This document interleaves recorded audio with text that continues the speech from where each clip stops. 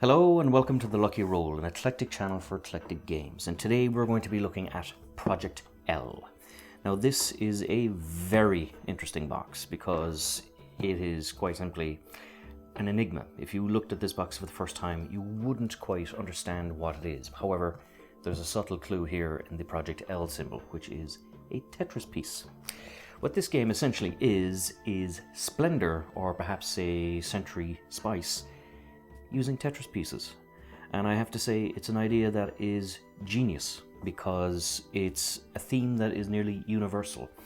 I don't think there's anyone out there who hasn't played the Game Boy Tetris handheld game at least once, or even the more modern Switch equivalent of Tetris 99. So it's a game by Adam Spaniel, Jan Sukal and Michael Mikes. So it's a game for 1 to 5 players and it's for ages 8+. So opening this box for the very first time, and I have to say I love the aesthetic of the box. It's something that is very eye-catching. However, that can be a mystery that sometimes people would be slow to actually play or try. So opening the box for the very first time, we have the rule book, which is well laminated, so we'll put that to one side. We have a protective cardboard, which is a great sign. We have here plenty of pieces. Now these are the tiles. So akin to Century Spice, I believe the aim of the game is that you have to get pieces, fill out this little slot, and you get the equivalent award, which in this case is another piece. So as you can see, there is quite a lot of them. Now also we see here the number 1, which I would imagine is victory points, because this is a slightly more complicated piece to complete, and it rewards you also with a mini T piece.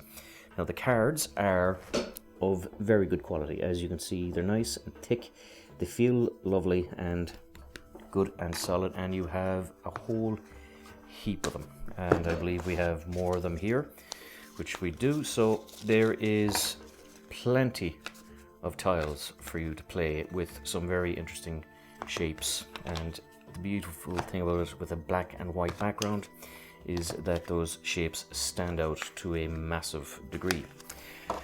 And also slots back into the actual game very well, with plenty of pieces to keep them safe and in solid condition. So in terms of the boxing, at least it is first rate. I am already very impressed at the quality of this game. We have here a whole heap of plastic. We have here some pebbles, and we have a nice little Project L dice bag. Now I don't believe there's anything else to the box, so I'll put that aside and we'll have a look at the actual pieces. So we have here of course the little T pieces. So as you can see, they are a nice solid plastic, lovely to touch, lovely to feel, and fit into the game quite well and slot in quite easily. So we have here the L pieces. We have singular little pieces which are just a little dot. So as you can see, if you're having trouble filling out a certain square, I imagine you can waste a turn to use these. We have the classic T pieces. We have the classic small little L corner pieces. We have the square pieces, which is about as square as you can get. We have the famous, thank God, the actual Tetris piece, which is the one long line. And for those of you who don't know, if you disappear 4 blocks in a row, it's called a Tetris, and hence why the game has gotten its name. And it's generally thanks to this piece that you get it.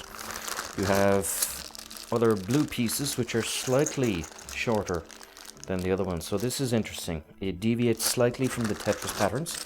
We have the classic Z pieces that no one likes.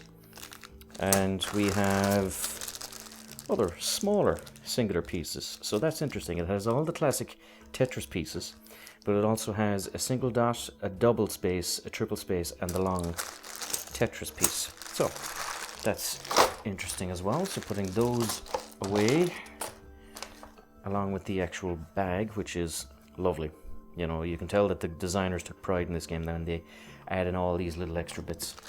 We have here what I presume are player markers. They're your standard kind of teardrop little markers. We have 2 white, 2 black. And finally we have the rulebook, which we will have a quick look at now.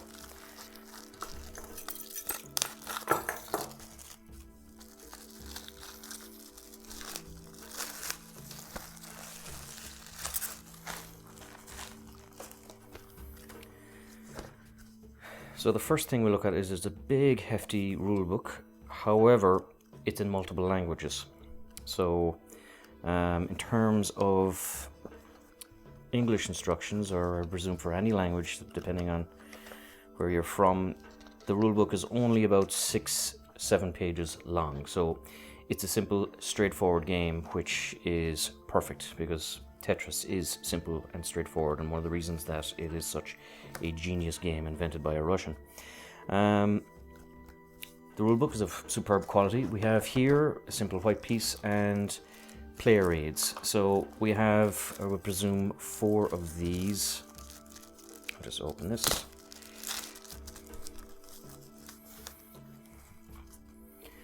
And we have 5 little player aids. Of course, it's a 5-player game.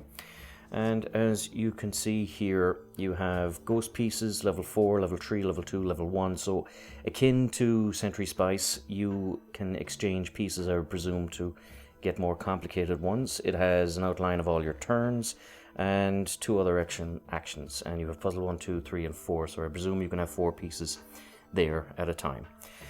As I say, I think this is a fantastic idea. Tetris being almost a universal game, beloved everywhere, and one I'm looking forward to doing an actual multiplayer game of instead of a solo play, which is what you used to do until Tetris 99, which was on the Nintendo Switch. So until next time, this is Sean from The Lucky Roll. If you enjoyed this little unboxing, please like, subscribe, all that good YouTube stuff, and please stay tuned for our forthcoming review on Project L.